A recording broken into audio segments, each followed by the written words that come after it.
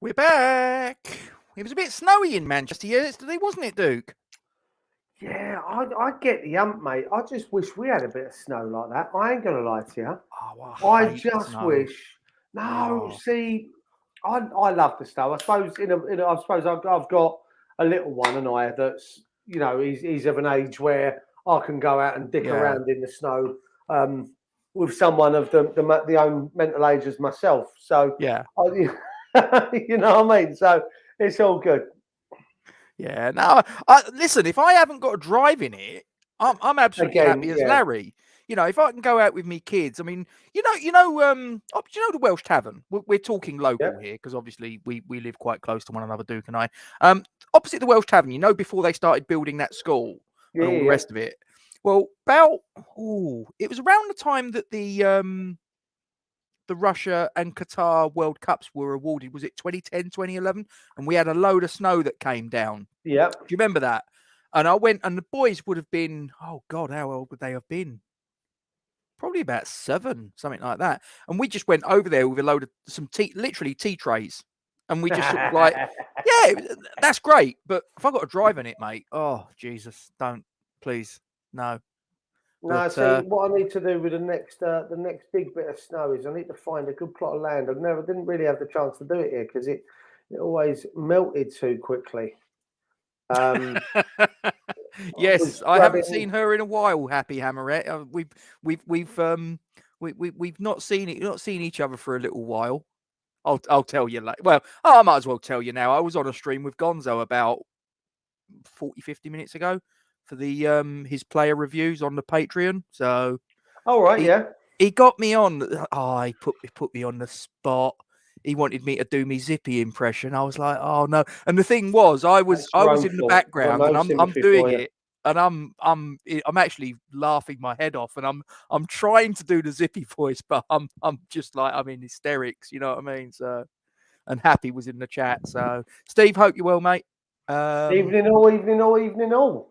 So hope you're all well. Walshy's here as well. Walshy was there as well. He saw all the chaos that was unfolding over there. So yeah, all good fun. Gaz is in as well. Every single message here. Is this what you're doing? Every single one. Just to give everybody a little bit of airtime. We might start the chat here with a video in about 25 minutes.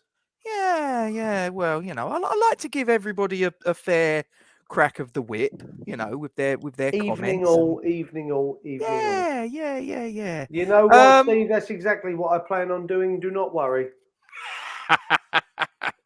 So, Duke, I gotta be honest with you, right? Now, did I expect us to beat Manchester City at the Etihad? No. I'll be completely honest there. I didn't expect it. I thought we were capable of it, but we'd need every single player playing at their absolute maximum, and we'd probably need a couple of theirs to be off their game. Game more than everything else. Yeah, to have anything like a chance. Now, we can obviously discuss as we go along the players that maybe didn't quite come up to the mark, and I think no, I don't know about all of them. I think there's a few that come out with a bit of credit, if I'm being honest. But there's a few that I think Gonzo sort of put it on his daily video, and I've been saying it for a while, that I think that the Antonio situation, where he's basically the only number 9, is now coming to a little bit of a crisis point almost. And I've actually, and for anybody watching, I've actually put a poll in regarding the next match against Brighton on this one, because I'm questioning whether he should be the number 9 on Wednesday night. That's just a question I've put out there. I think you're going to have some difficulty in replacing them if we're to play in the same way that we have been playing for, you know, a length of time. You know, with that 4-3-2-1, we've tried it. We have tried it without him, and unfortunately, it doesn't work. It doesn't. Did we play a 4-2-3-1 yesterday, though? No. Well, I thought it was a 7-0-3, wasn't it, or 7-3-6-1? I don't think is the honest opinion. Now, my concern with it all is that we have to be proactive in the market, and we have to be out of the blocks early in January, Chef. Oh yeah. We have to be out of the blocks early. I mean, the first week. I'd like to think that, despite what you read elsewhere, Yeah. we have been proactive already, and we have nailed a lot of this. A lot of these contract talks, a lot of these talks with other clubs regarding the signing of a striker. Now, I know we were interested in this Basel striker, the Brazilian fella. What was his bloody Cabral, name? is that Cabral. his name? Cabral. Yeah, yeah. Now, my only concern is the last time we went for a gentleman, I think from Basel, Yeah. and you know, this guy who had been scoring for fun in the Swiss league or whatever, Yeah. you know, it went really well, didn't it? And he's now up in Scotland, not doing a great deal up there either, to be fair. So I don't. We cannot get to the end of January, you know, that last 4 or 5 days in January, not having signed a striker again, because right now, Antonio knows I can be shit and still be picked for the next game. There is no one on his heels, and this is now, and we've discussed this before, Rob. We can't put up with it any longer. No. We have to now go, right. We need something out of your son, and this is getting ridiculous now. Well, we've got no one be to good drop for team spirit, can it, Duke? I'm not being funny. I mean, let's just suppose, for argument's sake, you're Ben Johnson, and you've got Vladimir Kufal breathing down your neck, and also Ryan Fredericks that's lurking in the background as well for your shirt. And you know that if your levels drop to a significant level, you're out of the team. Listen. How would he feel looking at Antonio and looking at him and going, it doesn't matter how badly he plays, because he can play as badly as he likes. He's going to be in the team next week if he's available. Unfortunately, we are in a situation where, you know, we haven't got anything else, mate. We haven't got anything else. Andy, I agree with you. He shouldn't be undroppable. Unfortunately, right now, he is, just because there is no one else. There is no one else to come in, step in and take his place if we continue to play a 4-2-3-1 formation, because we play that formation with the essence of having a beast up front in Antonio to play off of. Balls into his feet, he holds the ball up, he's strong, he's aggressive, and we play to his strengths in that sense. Can you tell George to stop playing charades behind you? George, Duke says stop playing charades. Unfortunately, we're in a position where he can do what he wants and get away with it. What we've got to do in January is we've got to go out and we've got to sign someone who will come in and put him under instant pressure. I mean, instant. Now, talking to, you know, just going by the last message that Steve's just put in there. What about Perkins? About the young lad? Now, the problem I've got with the young lad, Steve, is that he's currently 17. And this goes one of two ways. We either put him in and he hits the ground running, and we have ourselves the next Michael Owen, the next Wayne Rooney, so on and so forth. Or he has an absolute mare like Mipo Odebeko did up at Old Trafford, and we haul him off after 15 minutes because he hasn't got a clue what he's doing. Now, the reason that Mipo was hauled off was because he didn't train with the first team in that week. So when Moyes put him on the bench, put him off the bench onto the pitch, he didn't know where he was meant to be when we didn't have the ball.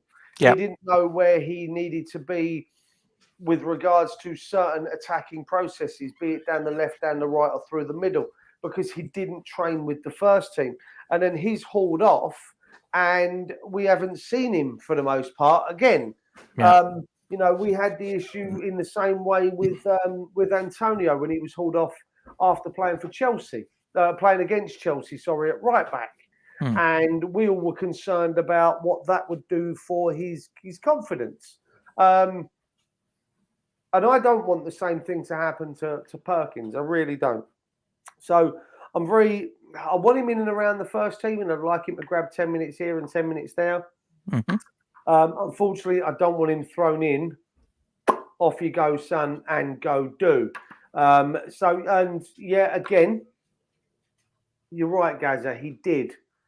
But again, we were playing the equivalent of a mid-table championship side, in my opinion. Give or take, yeah. So I'm umming and ahhing. I'd like to see him come off the bench for, maybe the last 10 minutes of a game where he's going to come up against people that are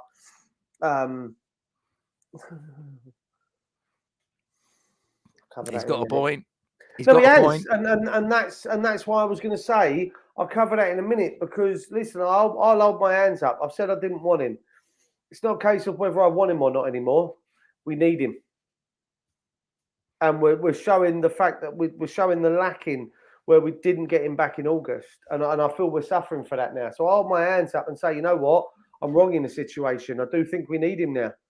I don't necessarily mean I still want him, but we need him in that side. Him coming off the bench, or that extra bit of quality.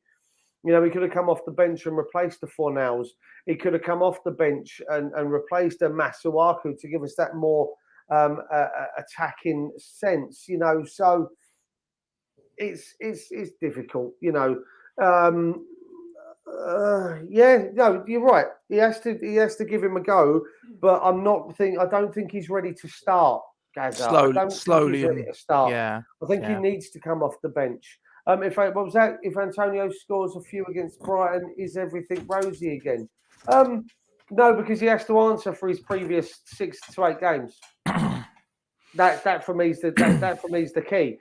If he goes on now to score in every game for the next 6, is everything rosy again? Yeah, I feel like he's back on track and where he should be.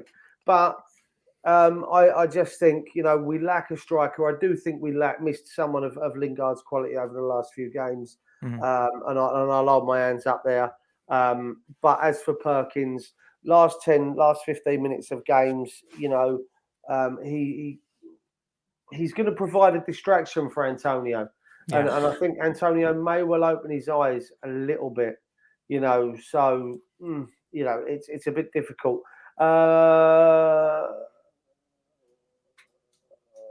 Yeah. I think he was a bit off the pace, it has to be said. I mean, but he wasn't the only one. There was let's say we'll cover that. I mean, looking at that earlier online that said exactly that. That Benrahma, Zuma, and Antonio were the worst players on the pitch according to stats from SofaScore yesterday. Okay. And when I read the report, and it said that Zuma and Benrahma had no key passes in the game. Benrahma lost possession something like 5 or 6 times, I think that the report said. I'll see if I can find it while you carry on doing your thing, sir. That was the starting 11. Now, in terms of the personnel, not really too many shocks, except obviously there was a fundamental change in the formation. We've obviously gone from 4-2-3-1 to it was down on the stream. Well, it was legal stream, of course. They had us down as playing a 3-6-1 formation. To be honest, it seemed more like a 6-3-1 formation, if I'm being honest at times. Yeah, it wasn't easy, was it? Yeah. I mean, was there any, given obviously the situation with the squad and depth and this, that, and the other, is that the team you'd have put out if you was David Moyes? Would you put out that set of players in that shape? Mate, it's difficult because I mean I gave my shout out to my team in the previous video that we did, and I said that I felt we should have stuck to what we know. I should have known, we should have gone with the 4-2-3-1 and played our game with regards to what we do. I also said that we could have gone a 4-3-2-1 and dropped, a Lanzini in with Rice and Souček. Yeah. I think that, we could have gone a 4-2-3-1, chicken and pasta bake, Peach. Very nice. I felt that we could have, gone with Lanzini. We could have gone with Crowell. I mean, I'll be honest. I didn't want to see what I saw yesterday. I didn't want to see, not necessarily the negativity, but again, we changed the way we play to suit the opponent, which we didn't do against Liverpool. And I said this in the stream. We changed the way we play, and we can't adapt to it. We know how to play one way, Rob. Yeah. That's the 4-2-3-1. We don't have a plan B, i.e. big man off the bench headers. Well, and last season we switched, didn't we? I mean, we alternated between a 4-2-3-1 and a 3 whatever 3-5. Yeah, but even then, we went to 5 at the back or 3 at the back or wherever you want to put it against Liverpool at home, and we got turfed. We stuck to our guns this time round against Liverpool at home and went 4-2-3-1. We bullied them in the way that we know how to, and we come away with the win. And I would have felt the same sort of thing yesterday to see the bullying tactics get stuck in. We didn't do it. I felt at times we were miles off the pace of the game. I thought they were quick. They were, they were snappy in the passes.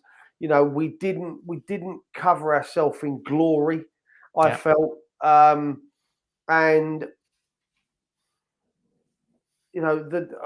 don't get me wrong. I think 2-1 is a fair result. I thought 1-0 was a fair result. 2-0 wouldn't have been. I don't think 2-0 would have been a fair result to the players that were on the pitch. So I'm grateful for Lanzini scoring goal of the season before December's in. But again, we changed the way we play, and it come back and bit us in the arse. We didn't. We didn't change the way we played against Liverpool, Wolves, against Wolves, but the players weren't up for it. The players. I don't think I can say that their work ethic wasn't on point. I think that as far as their work ethic enough was into concerned, tackles, they weren't quick enough to close the situations down. I mean, listen, we could go through that all the time. Do you think that the conditions played a part, though, Duke? No, because they still had to play in those. They're better players. They still had to play in the same conditions. They're better players, full stop. In the summer, in the rain, in the snow, in the wind, they're still better players, and they still adapted and still play better than us. Full stop. It doesn't matter whether they play in. They you say they're better players than us. They still have to play in the same conditions. Yeah. You're going to tell me that game would have gone any differently if it had been in the blazing sun or in the piss pouring rain? Probably not, because they're those players and we're our players. It's not a case of they adapted to the weather better than we did. They're just a better team. Oh yeah, hands down, they're a better team. I don't think the weather played any part in it at all. They just did what they did, and simple as, mate. Best team won. They had more of the possession. I mean, I'm not being funny. Look at that side. That side. Well, I mean, they started like that, and then Jesus moved back inside, Mahrez out. I mean, the first goal for me, and again, we discussed, Rob, didn't we? Masuaku shouldn't be allowed anywhere near our half of the pitch. If he's going to play, he needs to be north of the halfway line. Really, they pulled wide, and Masuaku was left inside. He was left sitting. Way too far. Yeah, Andy, you're right. And again, but we've been saying that. We've been saying that for weeks. His distribution shit. I thought he made some good saves, though, in fairness to him. Listen, I'm not going to say he didn't. There was a couple of good saves in there. He's made some good saves across the season, but again, his distribution is absolute donkey, and we're suffering from it because we can't, unless we play out from the back, which was very difficult yesterday with regards to the side we were playing against. There you go, world-class side. A team that are going to be there or thereabouts at the end of the season with regards to the Champions League, maybe even win it this year when you consider what's going to be dropping out. There'll be plenty of teams that go there and get beat by more than a 2-1 scoreline. There'll be teams that get done 5-6-0. You know, it's just a pain in the arse. And like Andy said there, he made some good saves. It's only 50% of being a keeper. You know, listen, I'm not being funny. Joe Hart, not a bad goal, not a bad shot stopper, bombed out of City because his distribution's shocking. You know, they brought in a player that can use his feet. They brought in a back four that can play out from the back. And that's not just the four that started against us yesterday. That was other players that they brought in that can do a job. You know, John Stones, Nathan Ake in that back four, Zinchenko in that back four can play the ball out. So yeah, listen, at the end of the day, I'm not gonna cry into my tea. I'm not going to be upset the fact that we didn't win yesterday. We were beaten by a better side. The better side that will be there or thereabouts within the Champions League this season, possibly even winning it. There or thereabouts with regards to the league this year, possibly even winning it. So, be all end all, we're still full from, right? So, well, we knew that whatever the result, unless there was sort of like a ridiculous swing in the favour of Arsenal, us losing and them winning in the same weekend, we were pretty much guaranteed to be fourth once this game was played out, and so it proved.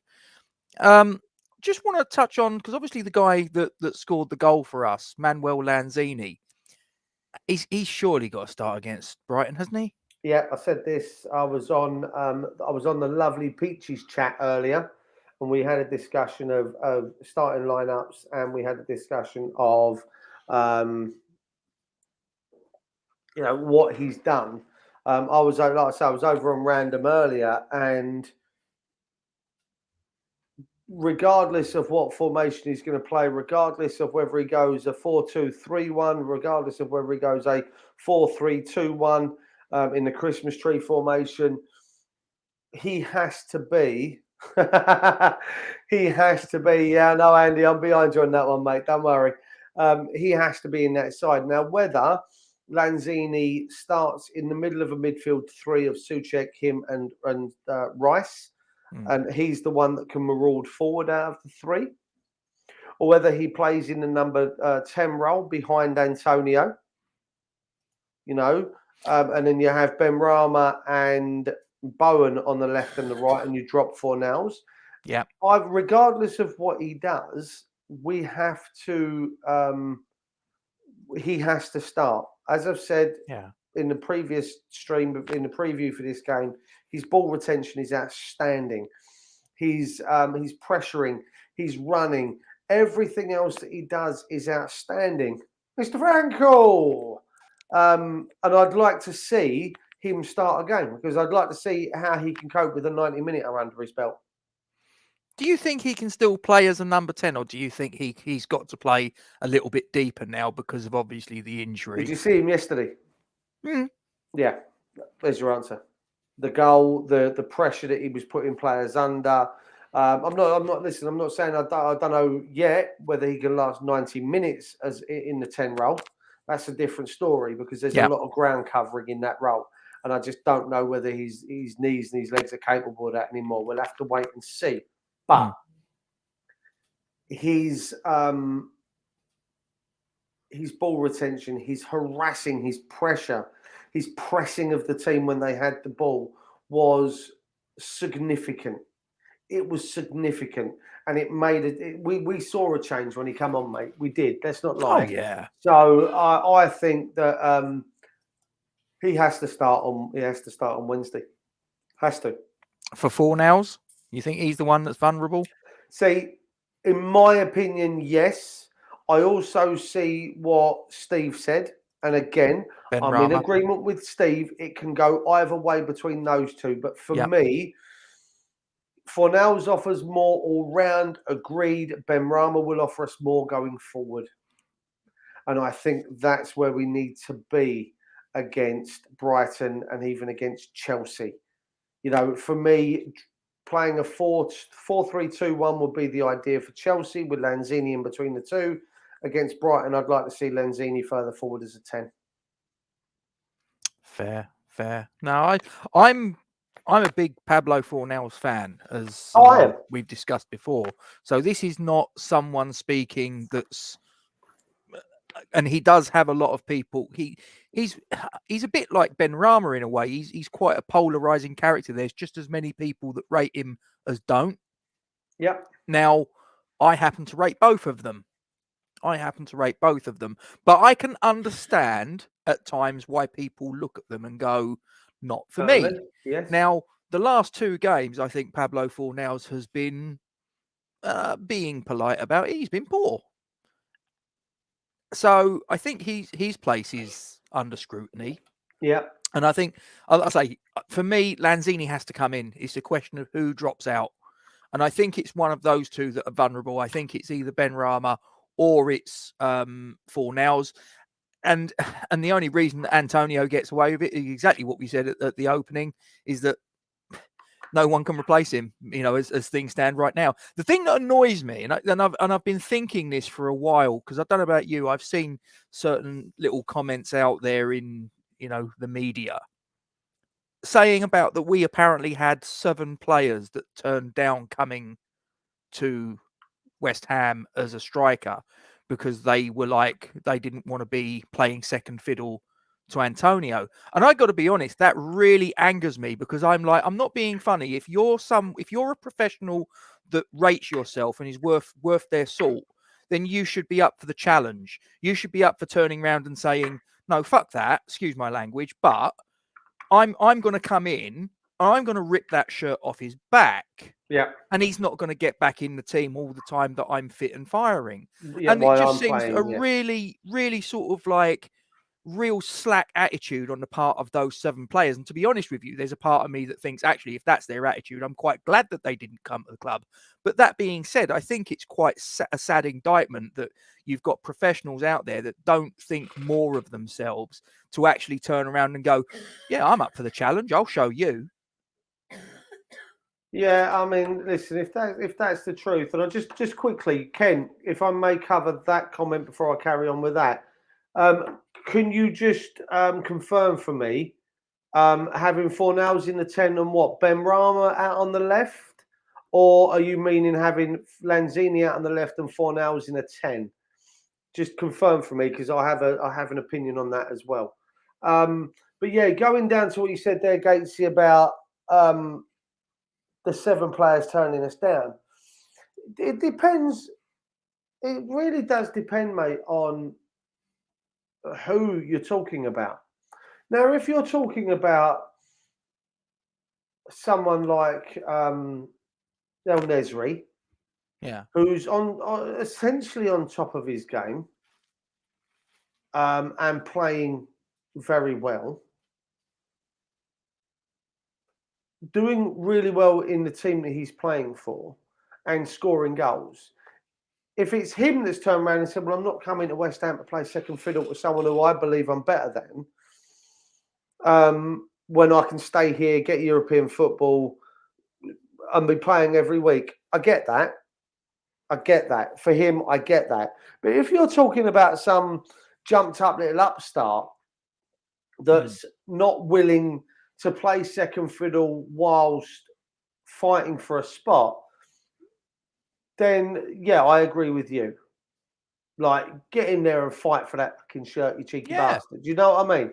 But if you're looking at someone who is, good evening, sir, better than Antonio, I can understand if he's not been told, like he's turned around and said, look, I'd like some guarantees here that I'm going to be starting. Well, no, we've got Antonio. Well, screw you then, I'm not coming. And I understand that. I get that. If if you're talking about someone who's better, Giroud, for instance, I could understand being a bit pissed off. He feels he's still got something to offer and he's doing all right. Would he fit in, though, with our counter-attacking style? Because I think he'd be a bit too slow. He'd be a bit slow and it wouldn't work, but he'd be a great option off the bench. Yeah, If he's turned around and said, "I feel like I can still play first team football," and let's be honest, he's gone out to Italy, and as far as I'm aware, he's doing such, and he's doing well. Then good luck to him. I'm not, he, in a sense, he's paid his dues, and there he's entitled to pick and choose, if you know what I mean. Yeah. So, but hey, I mean, grand scheme of things, if these players don't want to come and join us, then thanks very much. See you later on. But I've said that before, and it seems to have come back and bit me in the arse at the minute. Just staying on with the strikers for a moment. Is there anyone in January that, in your opinion, other than the guy that you're gonna, other than him, in case you don't know, he's a big Karim Adeyemi fan. So other than Karim Adeyemi, is there anyone else that you think, a quick forward that would fit into the David Moyes style of play that we could reasonably attract?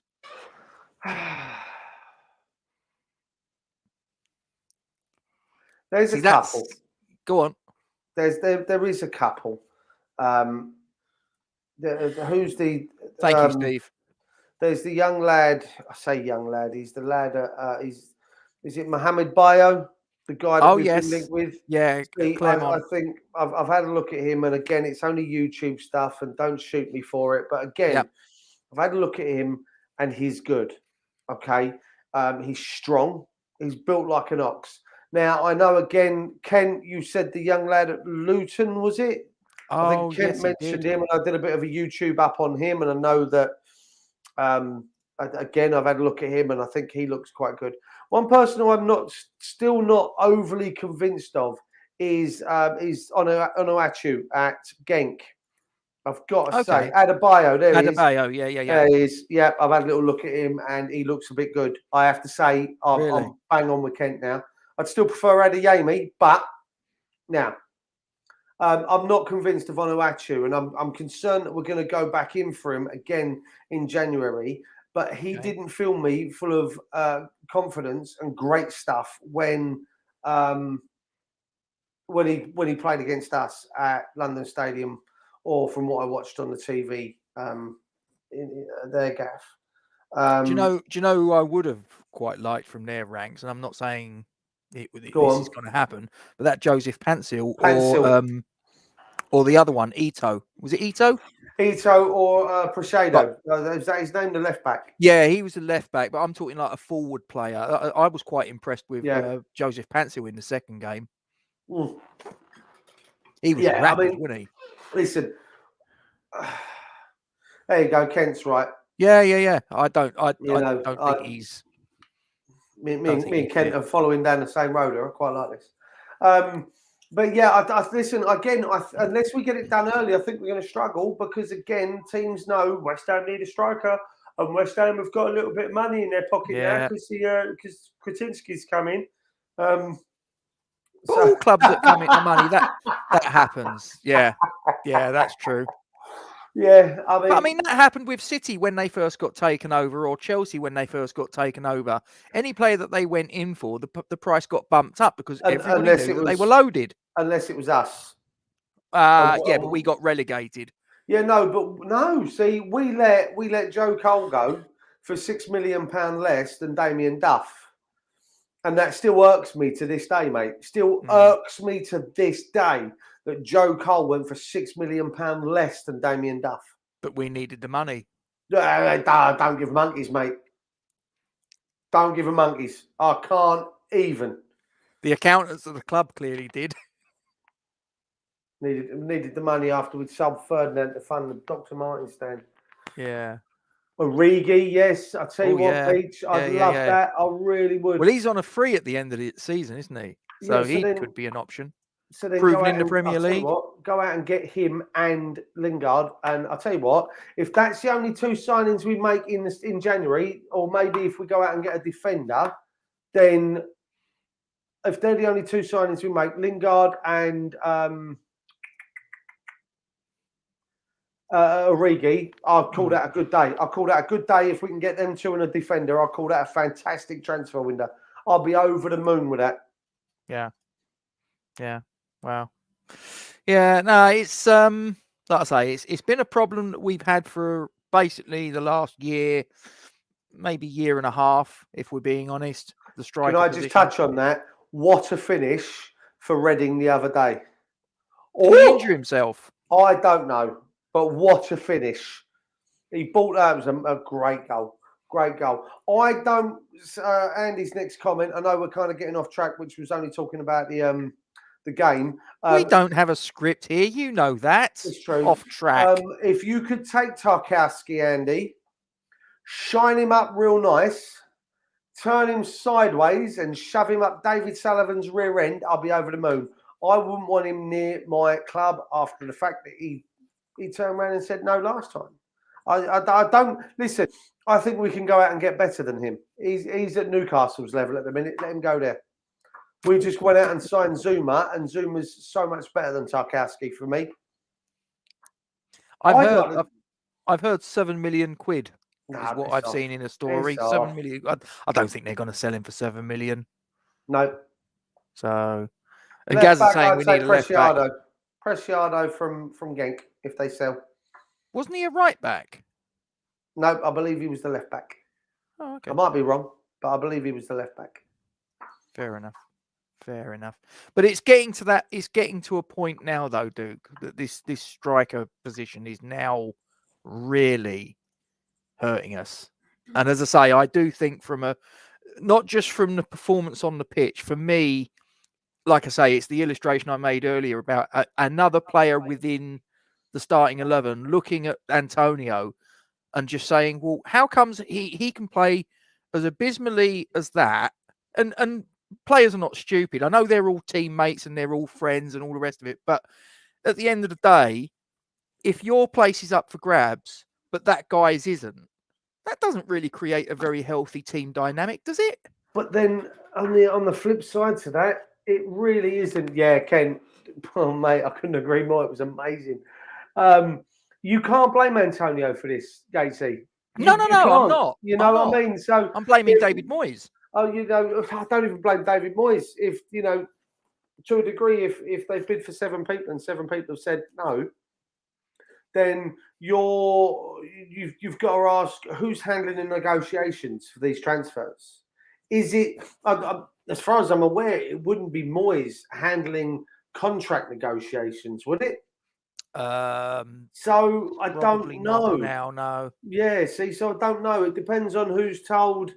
If these 7 players that have turned around and said no, what have they been told with regards to, you're not getting in front of Antonio. So then you've got to blame. You can't really blame Moyes because if it's got to be one of the other lads that have done the contract negotiations. So you're in a situation where Antonio's not performing, and yeah, he's probably taking it a bit. He's taking it as a little bit walk in the park. You can blame him for being a bit lackadaisical and casual. What you can't do is you can't blame him for the fact that there is no one else to replace him. Yeah. So it's a bit difficult, and I struggle a lot with regards to that. Steve, your comment there about the Sparta Prague fella, Hlosek. Now, my issue with this, okay, is he's 18. He's only a year older than Sonny Perkins. True, yeah. All right, he's been playing a lot more first team, and he's an international, isn't he? Yeah. So he was at the World Cup. Was it the Euros? Sorry. So yes, he's got first team experience. He's got the international experience, but again, he's only a year old.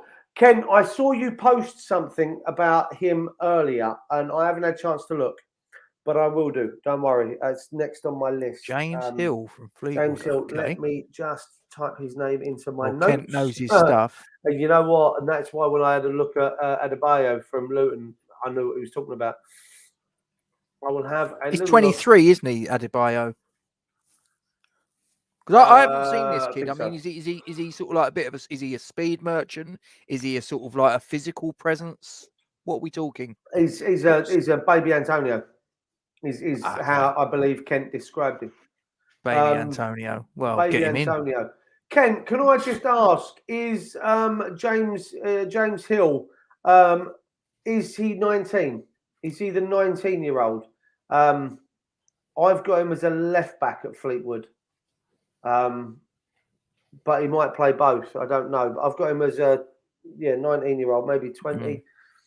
Yeah, I think he's 19.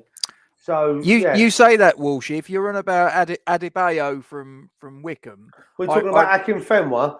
Akinfenwa, yeah. I wouldn't want to go shoulder to Adebayo shoulder with him. Akinfenwa. Yeah, I fixed his dishwasher about a month or two ago. You said, didn't you? Yeah. He lives in Catford, Forest Hill, that sort of way. I think, Steve, you're spot on, mate. I think you're spot on. I think that's what he's looking for. I think he's looking for a tank. I think is what he's looking for. I think he's looking for a monster up front. I think what you're looking for is he's going to want someone that is physical, someone that isn't frightened to, have lumps kicked out of him, because he'll kick lumps back, Someone that can run in behind as well as someone that can hold the ball up and which bring is the my midfielders into the play. concern for Perkins, because if Perkins is expected to do that, then I'll make a look, Ken. Thank you. If Perkins is going to be expected to do that, then who's scratching at the door? Bloody kids. Maybe it's the cats. Oh dear. See, this is the problem with doing it live, guys. We can't edit things out. So what you get is what you get.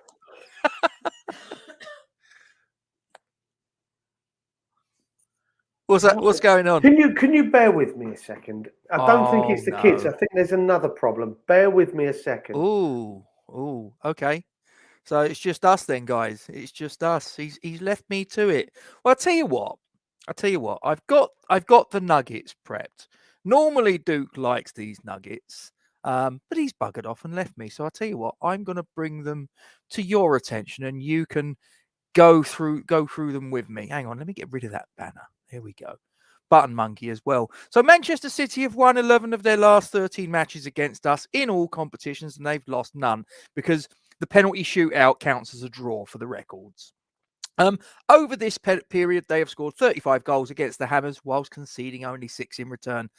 That's pretty bad. But I mean, we got to put it into context, guys. We are playing against a multi-billion-dollar funded club. They can go out and they can buy £100 million player and put him on the substitutes bench.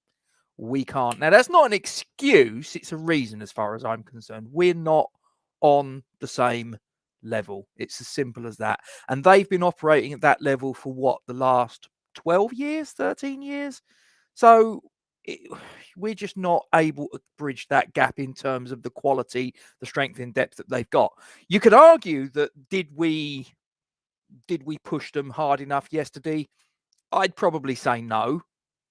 I know what Duke's saying about is the weather an excuse or a reason. I do think it's partly a reason, because I do think that the better players will adapt to it more readily. That's just my opinion, but it is what it is. Anyway, that's factoid number 1. Factoid number 2: we have lost consecutive Premier League games for the first time since April, which was against Newcastle United and Chelsea. Now, correct me if I'm wrong, ladies and gentlemen, and I'm just going to come back to the comments real quick. Hang on, what we got? Still all round, it was a good away day yesterday. Yeah, I mean, listen, I was watching it, and the only fans I could hear were the West Ham fans. Couldn't hear the Man City fans. That's not a criticism; it's a fact. All I could hear was bubbles and all the rest of it. So, yeah, I mean, I thought the away fans did absolutely fantastically. I'll see you later, Steve. You look after yourself. Yeah, he's got to go flipping his nuggets. Probably sort of like the smoke alarms going off. Anyway, getting back to this little factoid now. There's 2 ways you can read that. Now, the first way, you could be sort of like glass half empty and look at that and go, oh, doom and gloom. We've lost 2 games in a row. Oh, we're going to be fighting a relegation battle. We're going to, this, that, and the other. Woe is me.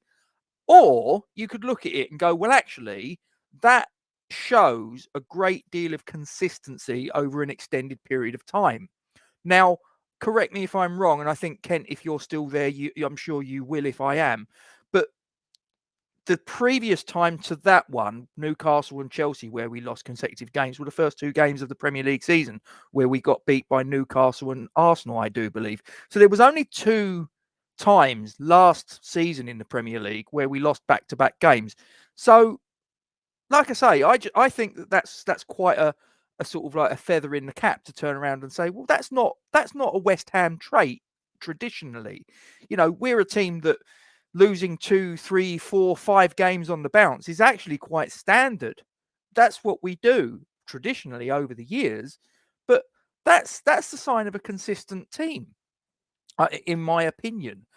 You guys may have a different view on it, and that's entirely up to you. Last little factoid, there's only 3 today. We averaged just 0.25 points per game at the Etihad, 4 points from 16 visits. It's our worst record at any stadium we have visited at least 10 times in the Premier League. Now, that one, as opposed to the last 2 where I've tried to take a positive out of a negative, I can't do it with that one, I'm afraid.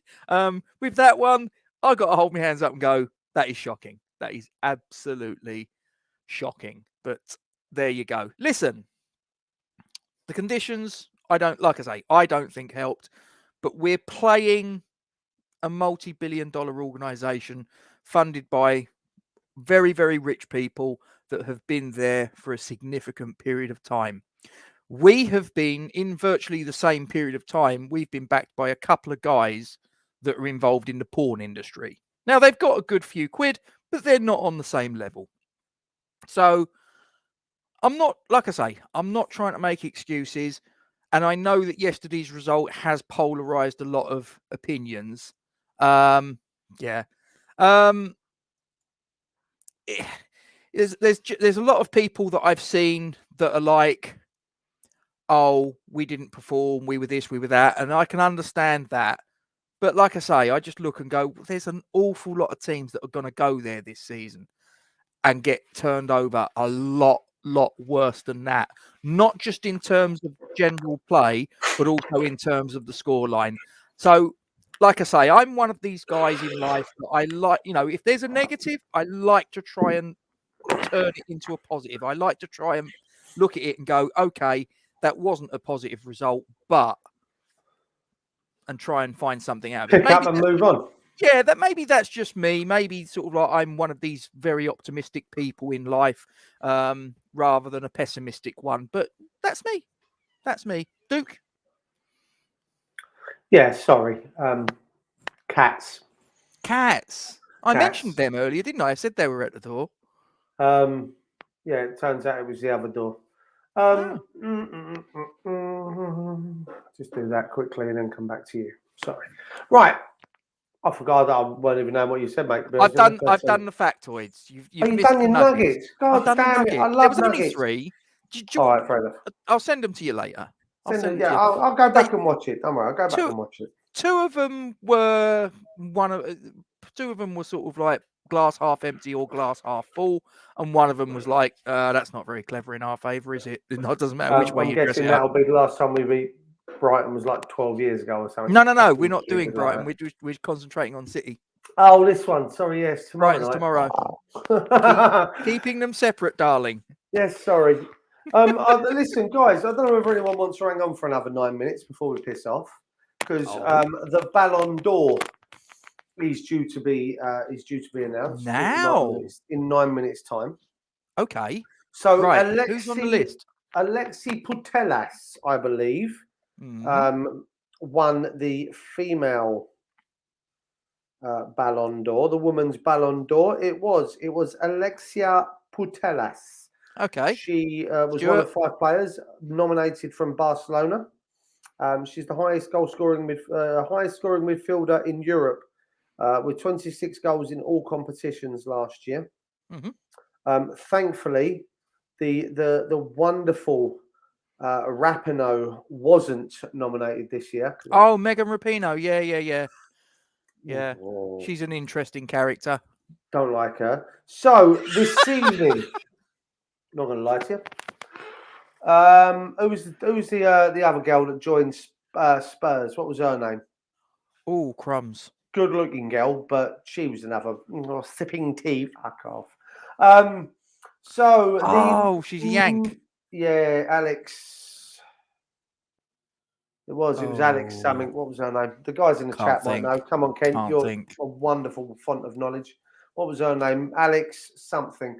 Right, men's Ballon d'Or nominees are Cesar Azpilicueta, Okay. or Dave, as he's known. Dave. Yeah. Nicolo Barella Yeah. of Inter Milan. It wasn't, no. Karim Benzema of Madrid. Oh, now, before you carry on, we didn't discuss that, did we? His conviction last week. Whose? Can you imagine Karim Benzema? Oh, yeah, listen.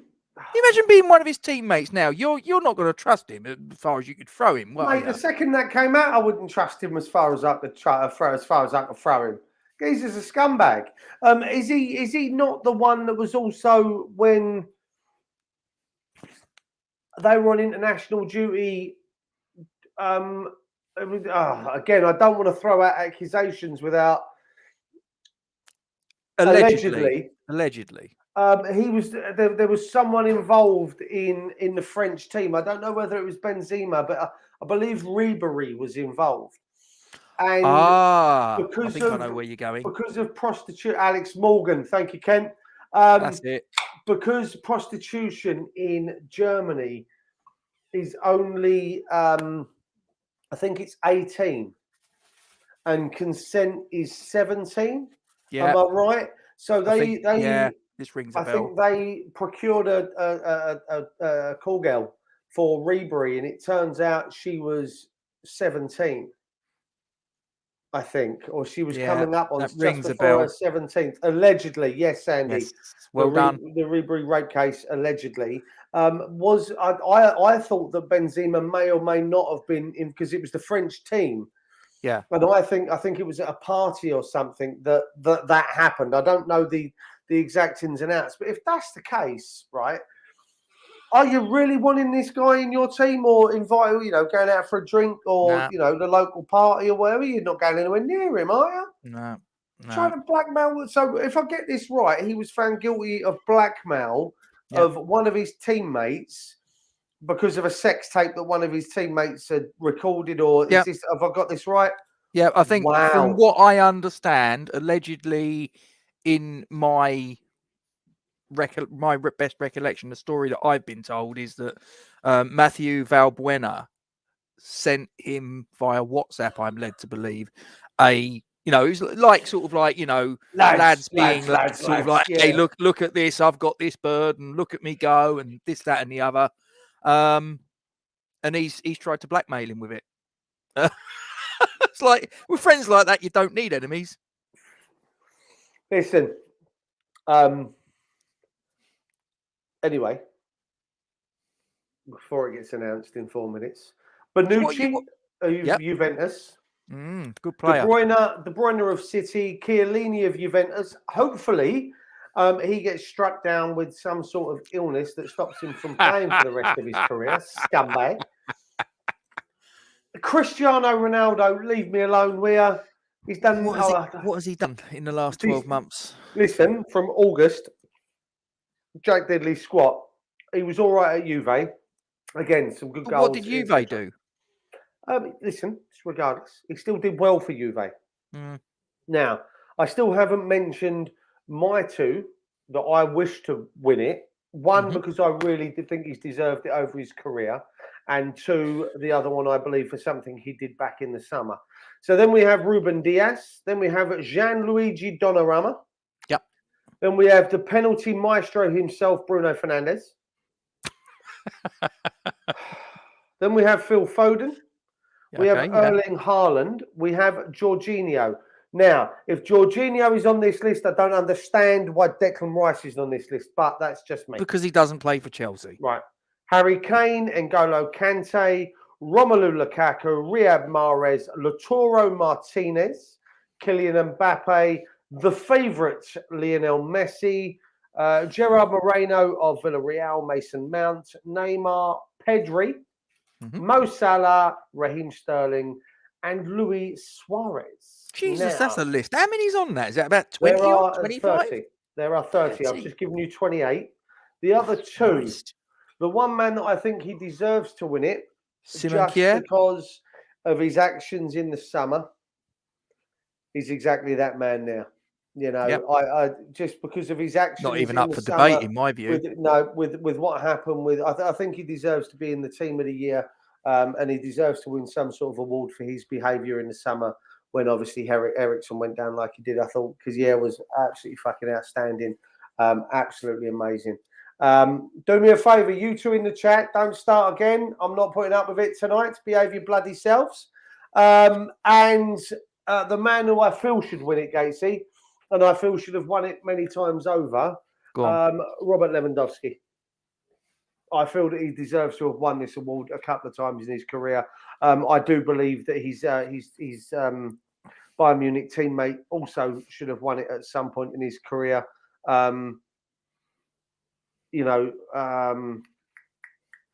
Neuer, I think, should have won it. Yeah, but he won't because he's a goalkeeper. No, but he still should have won it. In my opinion, Who was the last Ballon d'Or winner was a goalie? Ask him over here. Ask Ken? this man. Yeah, who was ask it, Ken? This man. He'll know. Was it? Yeah, just ask him. Oi. Yeah. I just listen. Oh, hello. Messi What's is going the on favourite. here?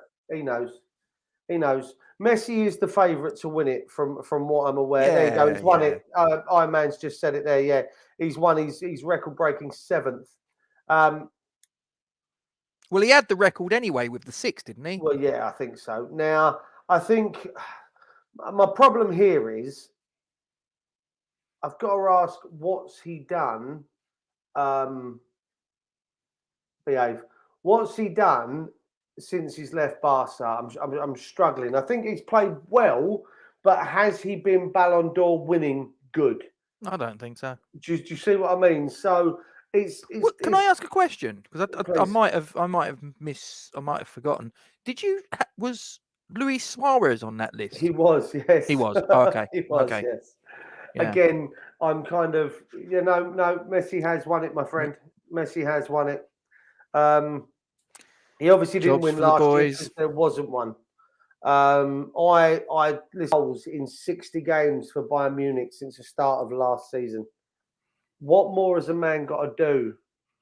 I'm thinking either he could go down the route of getting envelope stuffed with cash or just giving really good hand jobs. It's just, I mean, listen, I don't vote, but I wouldn't mind taking one. Envelope, that is. Envelope, Gatesy, behave yourself, right? Now, I mean, it's I'm frustrated. I'm getting pissed off now that it's always the same two names. It's either him or it's Ronaldo. I can honestly say I can't wait until we end up with a new name. Once these, and I don't mean this in a horrible way, but once these two are out of the equation, there it is. Yes. There it is. I knew he'd come in. He always does. He's amazing. I can honestly say I can't wait until these two are out of the equation, and then we have a different winner every year, because there's no one that's going to. There is no one, in my opinion, right now that is going to dominate world football in the way that those two have. There's no one person, two people that are going to dominate, in my opinion, anyway. So, I'm disappointed that it's Messi. I don't understand. It's getting a bit boring now, isn't it? You know what? It's predictable now, just because of who he is. Listen, don't get me wrong. And here's the key for me. Okay, here's the key for me. Is that my granddad passed away a number of years ago, yet he got to watch the likes of Pele, Eusebio, Maradona. Listen, I'm not saying he's not, but what's he done? He has been, but I'm not saying I'm asking what he's done to deserve this year's what trophy. did Barcelona win last season? Because this is over the last 12 months, isn't it? Yeah. So, again, you asked that question. My grandfather got to watch the likes of Pele, Eusebio, George Best, Maradona, Bobby Moore in that equation as well, shall we say. So there was 5 world-class players there, and I consider those 5 to be 5 of the best ever played this game. You'd be very hard pressed to find, in my opinion, 5 better than those 5 I've just mentioned. Now, you can argue the toss that Bobby Moore, best defender ever to play the game, my opinion, most natural defender to play the game. He didn't have pace, but he had a footballing brain which made him amazing. Knew where to be. Pele, Maradona, George Best, Eusebio, attacking midfielder, striker kind of players. You'd be hard pressed to find a better 4 in their own positions than them. Do Messi and Ronaldo get close? Yeah, they do. Do I think that Eusebio, George Best, Maradona and Pele were better than those 2? Yeah, I do. But that's just my opinion.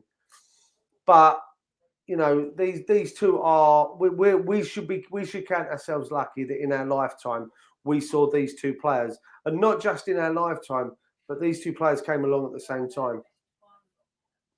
Can we be honest that once these 2 retire, my son, who's currently 7, will see 2 players coming through at the same time that are going to be that good.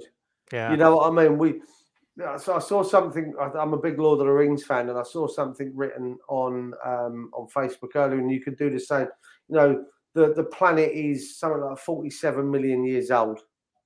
If whatever it is, I don't know how much I believed in it, but the world is so many. It's more than that, isn't it? The dinosaurs are God knows how long ago. The planet is. I wasn't around then. The planet is so many millions of years old. Let's say, yeah, and we've lived in a time of Messi and Ronaldo. That's fucking impressive. Yeah, Ken, listen, I'm not going to disagree with you. I'm not. 100% agree. Maradona, best player I've ever seen by a country mile. I saw Messi play at Upton Park and I thought he was a lazy bastard. Right? I watched him stroll around offside for probably about 65 minutes of the game and then he burst. No, it wasn't, but I'd love to learn, Elvish. He burst back to collect the ball and then run back to get on side and shit. Yeah, see, even Peach knows. And then, that's what made him unbelievable is he wandered around. He was disinterested in the game. Defenders lost interest in him because they thought he was going to be offside. And his burst of pace to get back on side, to receive the ball, to play it out or to onside and then break through again was amazing to watch. And he did it a few times in that game. And Kent will probably back me up on this. And Messi can do it on a cold, wet night at Upton Park in East London because he did. He scored, I believe. Did he score the penalty, Ken? I think he scored the penalty, in which they played Croatia. And Should we have put in a bid? What, for Messi? Yeah. I don't think the Davids would have been able to manage it. As much as they like to think they've got a lot. See, what they should have done, I think they should have, after the game, they should have put their arm around his shoulder and gone, look at this. You then handcuffed him here. Then handcuffed him to one of the stanchions and refused to let him out until he signed. Hand him an Ann Summers catalogue and say, listen, you can pick anything from there, anything at all. Yeah. The nifty knickers, the vibrators. Help yourself. Behave yourself. You're getting me all a bit. But no, I mean, listen, we're lucky that we got to watch these 2 guys. I was lucky enough to meet Bobby Moore the week before he died. I wasn't. You know what, Ken? I said this. Halahovic was outstanding in that game. I thought he was amazing. Halahovic, absolutely, for me, he got more of my attention than Messi did that night. Believe it or not, he was absolutely fucking superb.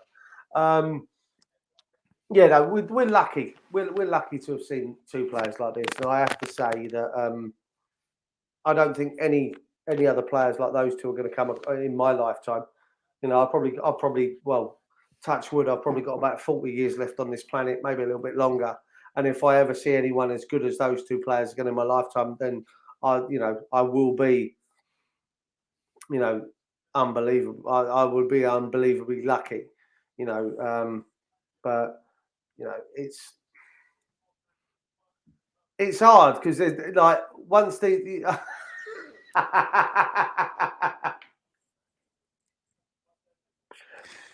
Are you probably speaking from plastic ones. experience, Walshy? That's what I want to know. Well, He's playing for what? Birmingham now. What? Oh, the fuck! What? Really? No, not having it. Hang on. Is he? How long ago was that match then, Duke? Because obviously we've been out of Upton Oh, Park bloody for hell. I think it was a season or two 5 before we years. left.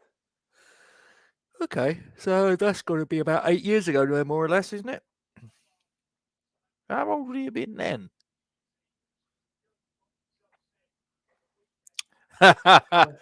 Walshy, that was meant to be our little secret. Listen, I'm not getting involved in whatever conversation you two are getting in. I can't spell, Gatesy. Help me out here. Well, what you trying to spell? What? Is it Halihovic? There it is. Halil. Oh. Halil. He's Halil.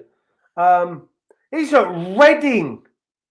Holy Really? shit balls. Reading? Good God, he's with No Andy Carroll. way. He's teammates with Andy Carroll. Shit the bed. Good God. So he's gone from Zagreb, he played 44 games, went to Barcelona, didn't do jack shit in 2 years.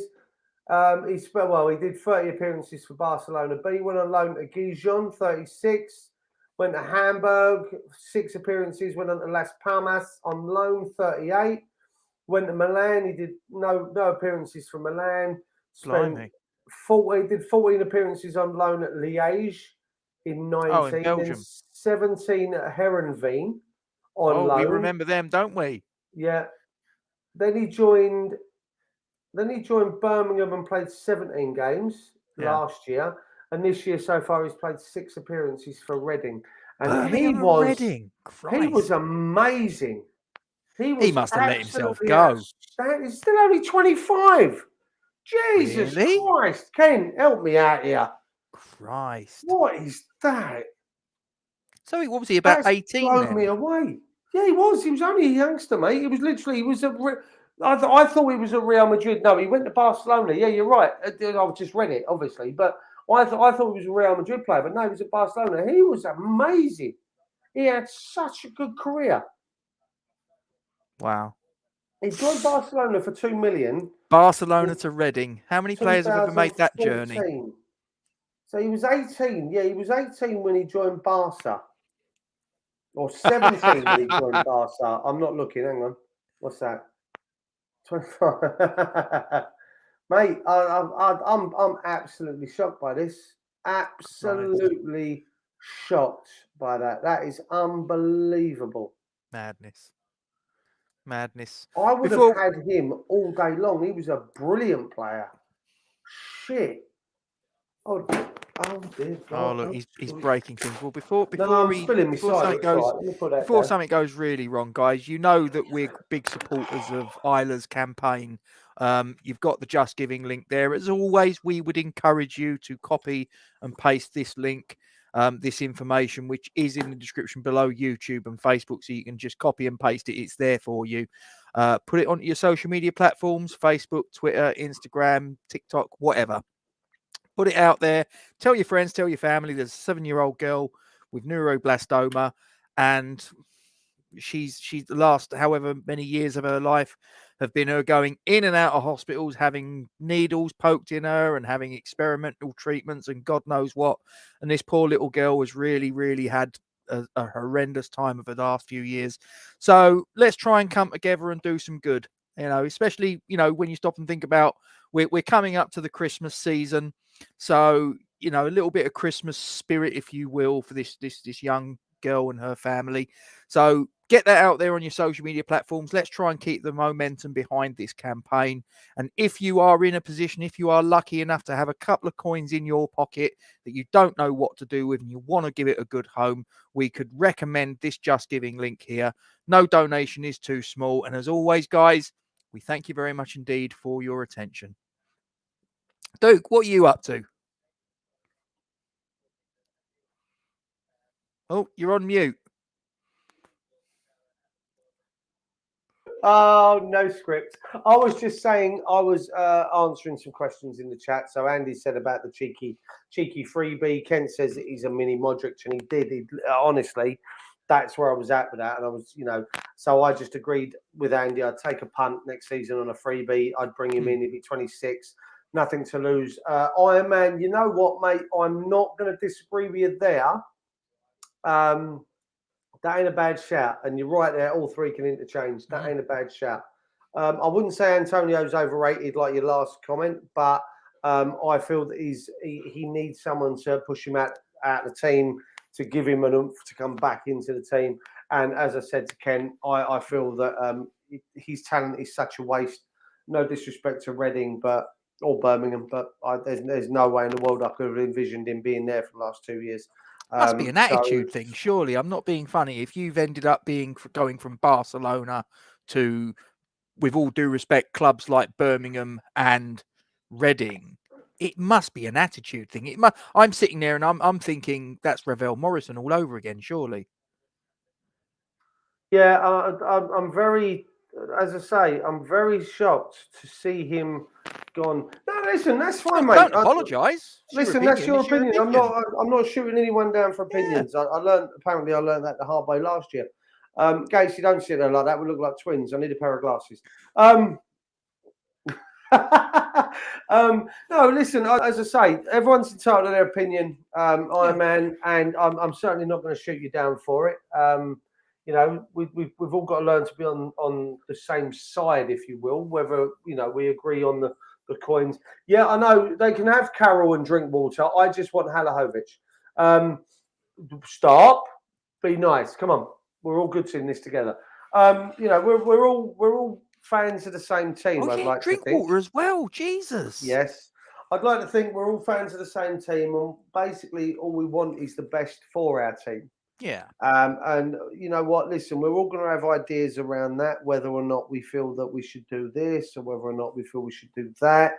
At the end of the day, we're all sitting, like myself and Gatesy. Good man. I like it. We're all sitting here. You guys are in the chat. Me and Gatesy sat in front of the cameras because we took a punt on this, and at the moment, it seems to be working out, and I kind of like it. And I thank all of you guys in the chat and everyone that's ever watched the video and joined in and came on things like the Hammer Time and have been in all the comments and everything else we've ever done. It's because you guys that this is a success. This is a success. You can say me and Gates, listen, we just had the bollocks to come and sit in front of a camera and do it and put our ugly mugs on screen for you guys to shy away from. The last time something like this was on screen, I should have been saying, "Hey, you guys!" Oh. Now, that being said, you guys all do it. Now, we're all West Ham fans, and we all want what's best for our team. Now, that being said, David Moyes is the guy that's in charge. David Moyes is the guy that's probably earning.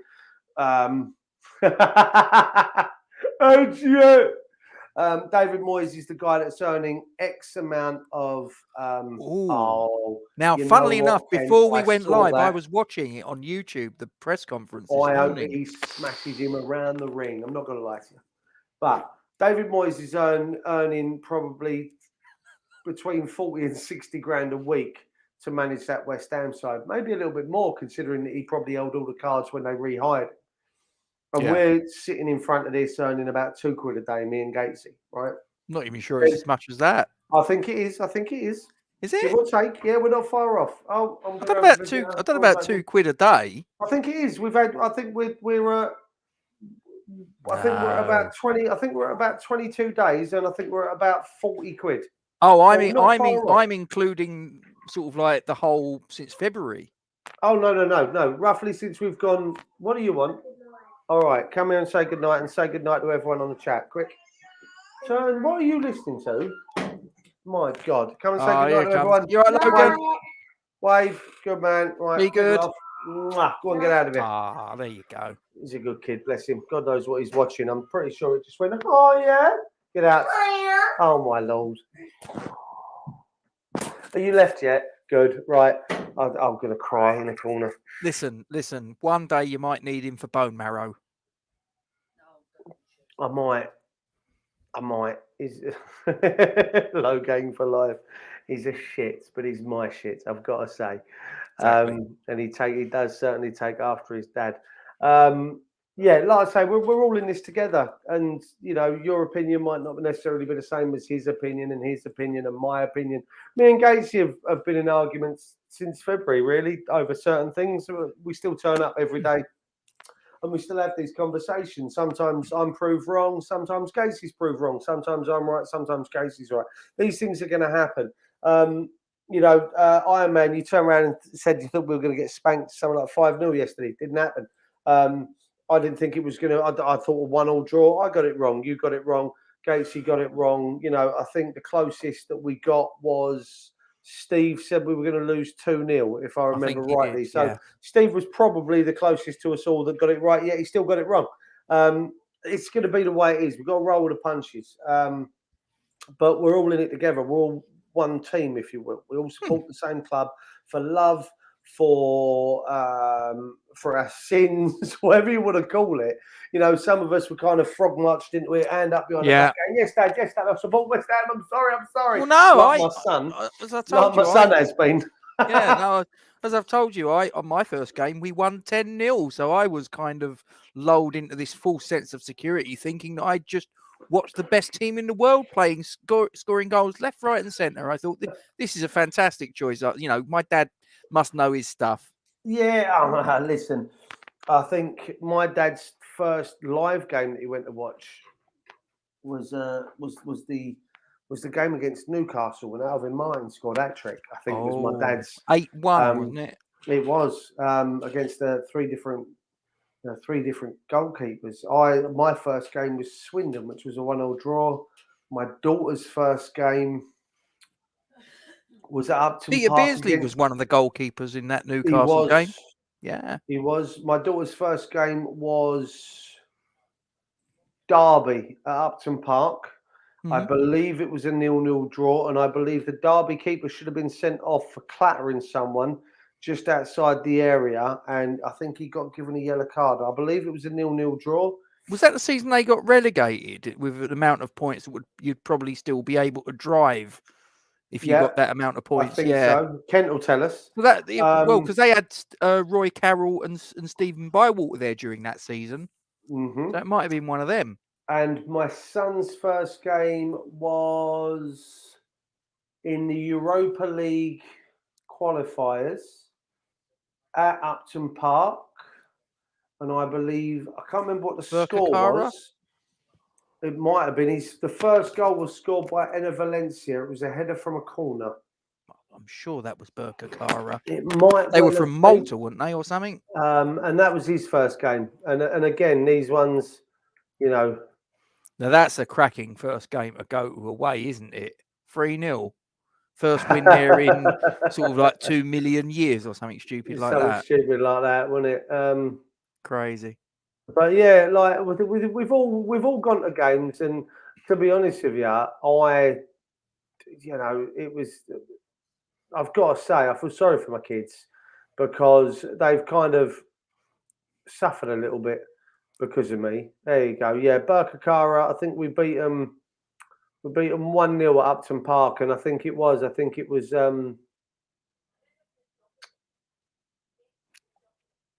Enner Valencia scored the first goal. 15-16, was it? It was Slav's first season, wasn't it? Because we qualified for that because of the fair play thing, didn't we? Yes, it was. We won 5-3 on penalties after the game at their gaff because we drew 1-1 on penalties. Yeah. I believe first game Spurs away Boxing Day. Ooh. 86. Kent's first game, Glen Road. Was that your first game, Kent? No, I think he's just referring to the the 8-1. The 8-1, yeah. I was to say, bloody hell. I actually don't know how. See, Kent throws me. Right, the whole thing around Kent throws me. I don't know, if I'm honest, just how old Kent is. There I are don't. some things that I he comes think out with that makes me think he's older than me, and then there's some no. stuff that he comes out with that makes me feel like he's about 20 years younger than I am, and he's only just coming out of fucking nappies. I'm absolutely thrown by Kent. I've got a funny feeling he's around about my age. So you think he's our age, give or take? You're about 20 years. Oh no, your age. You're about 20 years older than me, aren't you? Yeah. See, of course I am. his dad and his uncle have been going 50 years. So he could. I reckon Kent's about sort of like mid 40s No, he might not thereabouts. be. If they've been going for 50 years, they could have been But it's his started dad going and when they were. uncles. Yeah, no, what I was going to say is that they could have been going in their teens, like their early teens. Yeah. So if they've been going since they were, say, 16, 17, he might only be 26, 27. Nah, he's older than that. Come on, Kent. Nah, Give me I a reckon he's about. I reckon he's about. Give me a ballpark. Mid 40s. There you go. Oh, look, he's saying it's give or 39. take. Not a million miles away. He's about 20 years younger than you and only about 3 years older than me. Younger than me, that's fine. He's only 3 years younger than me, Kent. See, this geezer's knowledge is absolutely phenomenal. Blows me away. Fair play, Kent. I thought he was a little bit older. I thought he was sort of like got to be mid 40s thereabouts. I thought he was 10 years younger than that, give or take. I ain't going to lie to you. Thank you, Kent. So it's your 40th. It's your 40th at your next birthday. You got to be having a big do for that, ain't you? Well, if Boris will let you. If Boris lets us. Yeah. Just open your window, you'll be fine. It would seem that a lot of the pubs on my area, because I'm still part of the manager's chat, that knows why. For the time being, anyway. A lot of people have been cancelling because this Transformers variant. Did you know this Omicron? Do you know that's an anagram of moronic? Moronic, yeah. Listen, don't get me started because there's a lot of stuff. Why have they named it after a villain in Transformers the movie? It's not. No, the Transformers villain was Omnicron. Unicron. Unicron is no. Unicron was the planet that transformed into a giant, great big robot. Omnicron. No. Omnicron is a villain in Transformers. Listen, don't make me right. Here we go. Go on. Unicron was the planet that transformed into a. No, it's Unicron. Omicron is the disease. No, Omicron is the disease. Yeah. Omnicron is from Transformers. No, that's Unicron. Actually, hang on. Any Transformers fans that remember Transformers the movie from about 85, 86? Omicron is actually a bad guy in Transformers.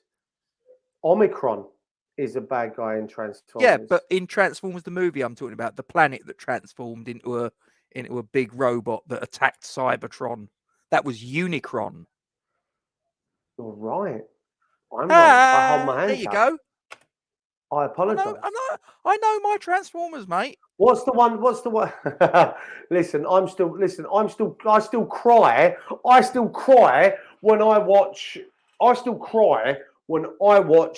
Optimus Prime die in the animated movie, mate. I hated that. 20 minutes into your film and you kill your main character. Seriously. I still cry. And then they give it to the chumped up hot rod. Oh, I can't even. Yeah, but they brought Prime back in I later get that, series, but he still died. And I still cried. And I tell you what, when they did the movie? Yeah. The live action movie, and they still kept is his name Paul Welker? Is that his name? Is it Paul who you're at? What the voice of Prime or Optimus the voice Prime? of that's Optimus Peter Cullen. Prime. Peter Cullen. Who's Welker? Frank Welker's the voice of Megatron. Well, he was the voice of Megatron in the cartoons. The voice of Megatron in the films was Hugo Weaving. So it was Cullen. And when Cullen does the voice, when he does the Autobots, Let's Roll, and then he has the big fight, doesn't he, in Chicago with Optimus Prime, and Megatron looks at him and goes, Optimus Prime looks at him and goes, "On this day, one shall stand and one shall fall." I sat in the cinema. I shit you not. I was with Joe. We were in the cinema. I put my hands to my mouth and I went, "Please don't let him die again. Yeah. Please don't let him die again." And then I went and watched, sorry, spoiler alert. Then I went and watched Transformers 2. right? Revenge of the Fallen, Yeah. and they kill him. I was crying in the cinema as a grown man when they killed Optimus Prime. My fucking God, I'm a grown man, yet I was crying at a robot that doesn't breathe. I'm not going to lie to you. Yeah, they killed, what was his name? People have come onto this Ironhide, stream expecting us to be right? talking about Man Listen, City, West Ham, and you're we'll talking come back about to that. Optimus Prime. You've been going an hour and 25 minutes, shut up, right? When they kill Ironhide, so at the start of the second one, when Ironhide transforms when they're in China, right? Yeah. And Ironhide transforms, and you see him breathe. You see, like when it's cold outside and you breathe out, you see the steam, didn't you? Yeah. That's what happened to him. And I sat in the cinema watching that shit and went, "Where's that come from? He don't fucking breathe, right?" And then he goes, "He's here. I can smell him." How are you smelling? You're a fucking robot. He's clearly a clever one. Right, that's all I've got to say.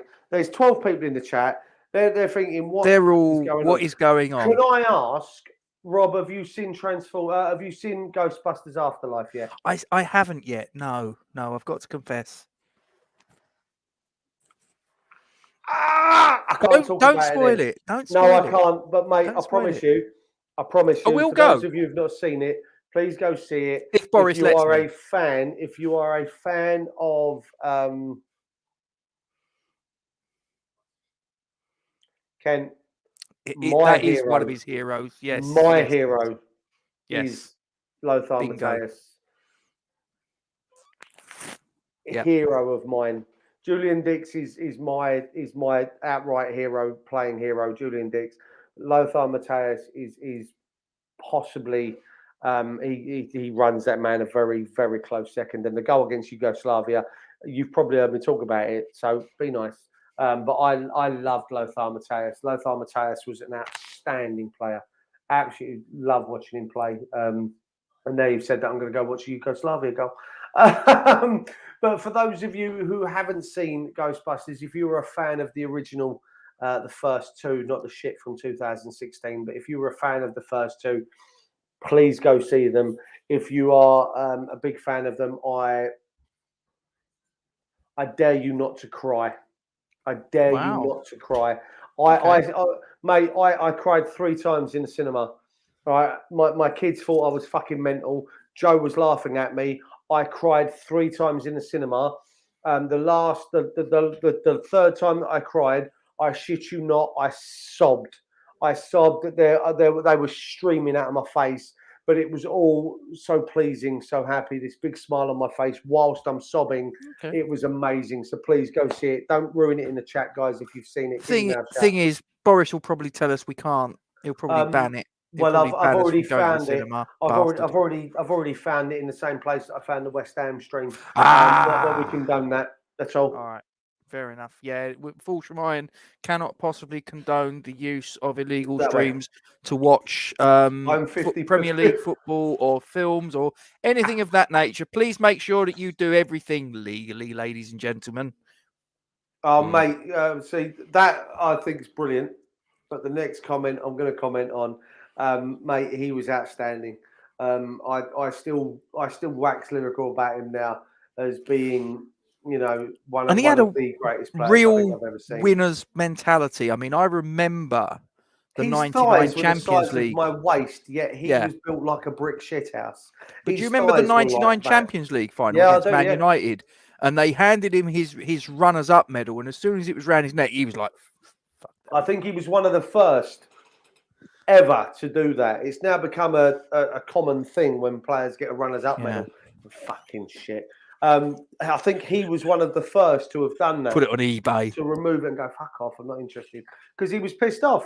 Let's be honest, Munich had that sewn up. And I'd like to say that Munich kit was a banger as well. That was the grey one, wasn't it? The grey one, absolute banger. But he was outstanding. And I might have to, mate, there are some players that come along in your lifetime that just grab you and you just absolutely besotted with them. He was mine. Without a doubt. Should we knock it on the head there, old son? I think we should. We've been out and a half. We've been talking about Unicron and Optimus Prime and God knows what Ghostbusters. They're probably bored shitless with us. Listen, they're probably not. They'd listen to us talk about shit all day. These guys, they're amazing. They're used to it. I love them all. Yeah. Final words, Duke. Two things. One, thank you to everyone for sticking around. I'm over this side. There we go. Thank you for sticking around. Thank you for being here with me and Gatesy for the last, bloody hell, coming on 9 months now, Gates, isn't it? I think we're 3 weeks, no, a week away. We're actually a week away from being 9 months into this journey, and it's been amazing. Really, really have enjoyed it. I think we're going to have something special planned for our year anniversary. I think we'll have to work something out, mate. Yeah. I'll put out another begging and pleading video to a certain bleach blonde legend and see if we can speak to him again. If not, we'll speak to the other ponytail wearing brunette that once played for us and see if we can get hold of him. But we'll try and do something special in a couple of months for our year anniversary.